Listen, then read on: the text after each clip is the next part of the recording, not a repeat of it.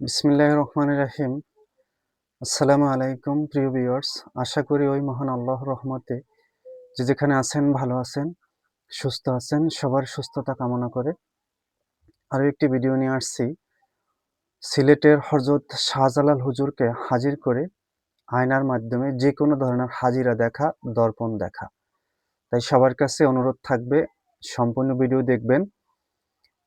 আর এরকম ভিডিও যদি আপনারা পেতে চান, আপনাদের ভালো লাগে, অবশ্যই চ্যানেলটি সাবস্ক্রাইব করবেন। আপনাদের উদ্দেশ্য করে একটা কথা বলি, সবাই মনোযোগ সহকারে শুনবেন দয়া করে। এক ভাই ইদানিং কয়েকদিন ধরে কমেন্ট করে, সে একজন তান্ত্রিক, তার চ্যানেল আছে। সে আমাকে বিভিন্ন ধরনের বাজে বাজে কথা বলে। আমি 10 বছর পর্যন্ত এই লাইনে আছি। মানে খারাপ কথা বলে যেটা আমি উচ্চারণ করতে পারতেছি না। আপনি কি করতে পারতেছেন? ভাই, আমার সম্বন্ধে আপনি না জেনে, না শুনে খারাপ কথা কেন বলবেন? আপনার সাথে আমার ব্যক্তিগত কি শত্রুতা আছে? আমি কি করতে পারছি? মানুষকে ভুল শিক্ষা দিচ্ছি, মানুষকে ধর্ম থেকে সরিয়ে ফেলেছি। এ ধরনের বিভিন্ন কমেন্ট এবং বিভিন্ন রকমের খারাপ কথা আমাকে বলতেছে। আমি তার উদ্দেশ্য করে আরেকটা কথা বলি, আপনি নেক্সটে যদি আমার সম্বন্ধে আর খারাপ কথা বা কোনো রকমের উস্কানিমূলক কথা বলেন, তাহলে আমি আপনার বিরুদ্ধে আইনি পদক্ষেপ নিতে বাধ্য থাকব। কারণ এই চ্যানেলে আসছি মানুষকে উপকার করা, সেবা করার জন্য। কোনো ব্যক্তিগত স্বার্থ না, কোনো মানুষকে ভুল শিক্ষা দেওয়ার জন্য না। আমি কাউকে জোর করতেছি না যে এটা করেন। আমি চ্যালেঞ্জ করে বলতে পারি, কোনো মানুষকে আমি কষ্ট দেওয়ার জন্য কোনো কিছুই করি না বা কোনো কিছু দিতেছি না। মানুষকে হেল্প করার জন্য এখানে আসছি। যত সাবস্ক্রাইব ভিউয়ার্স আছে আমার সবাই আমার সম্বন্ধে সবাই জানবেন আর জানেন। আরেকটা কথা আপনাকে আমি বলি, যদি আপনার হিম্মত থাকে আপনি চ্যালেঞ্জ করেন। কোন বিষয়ে আপনি আমার সাথে চ্যালেঞ্জ করবেন বলেন। আপনি আসেন, কোন জায়গায় আসতে বলবেন আসেন, সেখানে একটা কাজ করেন। দেখি কার হিম্মত আছে এবং কে কতটুকু পারে। নিজের সম্বন্ধে কতটুকু আইডিয়া আছে না জেনে, আমার সম্বন্ধে কতটুকু আইডিয়া আছে না অনুভব না করে কোনো খারাপ কথা বা কোনো খারাপ উস্কানিমূলক কথা বলবেন না। আমি ইউটিউবে মন্ত্র দিই বা চ্যানেলে ভিডিও ছাড়ি, এতে আপনার যদি সমস্যা হয় আপনার দেখার প্রয়োজন নাই। এটা যেন মনে থাকে আপনার। খারাপ কথা বলার আগে অবশ্যই চিন্তা ভাবনা করে অবশ্যই বলবেন। আজকের মূল টপিকে যাই। যে কোনো ধরনের রাশির ব্যক্তি এই দর্পণ দেখতে পারবেন ইনশাআল্লাহ।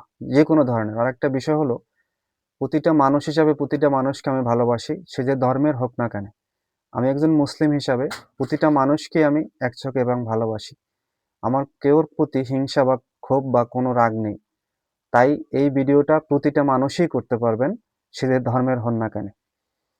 একটা আয়না, এদিকে এখানে একটা আয়না, এটা হলো হার্ডবোর্ডের একটি আয়না। এই পিছনে যে হার্ডবোর্ড আছে এরকম আয়না শনি মঙ্গলবার বাজার থেকে একদমই খরিদ করবেন। আয়নাটা খরিদ করার পরে আপনার চেহারাটা যেন আয়নায় দেখা না যায়, এভাবে নিয়ে আসবেন বাসায়। নিয়ে নিয়ে আসার পরে যেই মসজিদে জুম্মার নামাজ হয় সেই মসজিদ থেকে ভিতর থেকে যদি মাটি, এখন তো প্রায় মসজিদই ঢালাই করা, ভিতর থেকে মাটি সংগ্রহ করতে না পারেন, মসজিদের সামনে থেকে বিসমিল্লাহ বলে একটু মাটি সংগ্রহ করবেন। সেই মাটিটা এই আয়নাটার পিছনে মালিশ করবেন। হাজিরা দেখাটার আগে, হাজিরা দেখার একটু আগে মালিশ করে কেবলামুখী পশ্চিম দিকে মুখ করে বসে তিনটা তিনটা মোম ধরাবেন, তিনটা ধূপকাঠি ধরাবেন। পশ্চিম দিকে কেবলামুখী হয়ে বসে নামাজের পাটিতে অথবা জায়নামাজের পাটিতে বসে প্রথমে আপনি যদি গুরুমন্ত্র থাকে গুরুমন্ত্র জপ করবেন।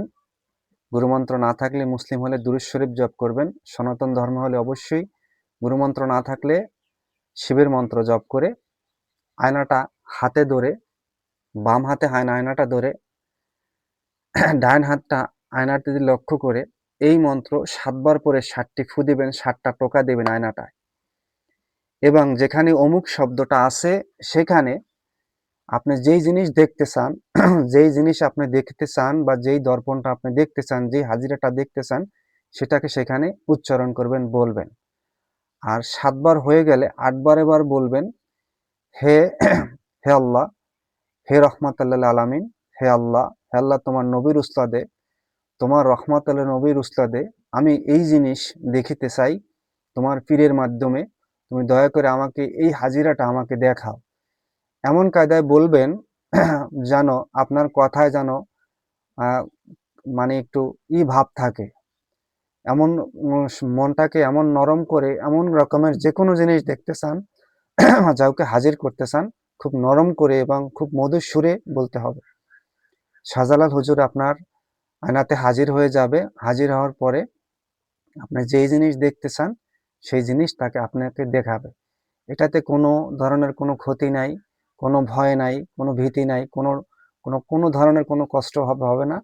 কারণ যে কোনো রাশির লোক এটা দেখতে পাবেন। অবশ্যই এই মন্ত্রটা স্বয়ং সিদ্ধি মন্ত্র।